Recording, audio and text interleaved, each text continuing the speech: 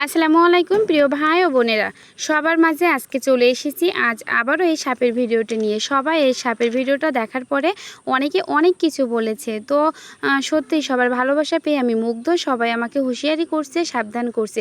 সাপটা দেখছেন কিছুটা মাটির কালার দেখতে। আমি তো প্রথমত সাপটা দেখে অনেক ভয় পেয়েছি, যেহেতু আমাদের এই বাড়ি থেকে যাচ্ছিলাম পুরাতন বাড়ি বেড়াইতে, বিকালবেলার ভিডিও এটা। তো যাওয়ার সময় দেখি রোডে উঠছি, দেখি রোডের মাঝখান দিয়ে সাপটি চলে যাচ্ছে। তো আমি তো দেখে অনেক ভয় পেয়েছি। ছোট্ট একটা পোকা দেখলেও আমার অনেক ভয় লাগে, যেটা সত্য কথা। তো আমার বাবু ছিল সাথে। প্রথমত আমি বলছি, বাবা ওদিকে যেও না। ও আমার কাছ থেকে ফোনটা নিয়ে ভিডিও করা শুরু করছে। বাট আমার শ্বশুরাব্বাও ছিল সাথে। বললাম যে আব্বা এটা কি সাপ, মাটির রঙে দেখতে। তো বলছি এটা হচ্ছে ডারাস সাপ, এই সাপটার নাম হচ্ছে ডারাস সাপ।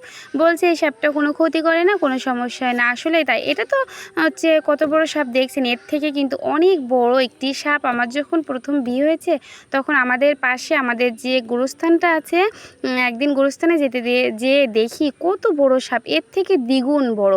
তো দেখে আমি প্রথমত ভয় পেয়েছি।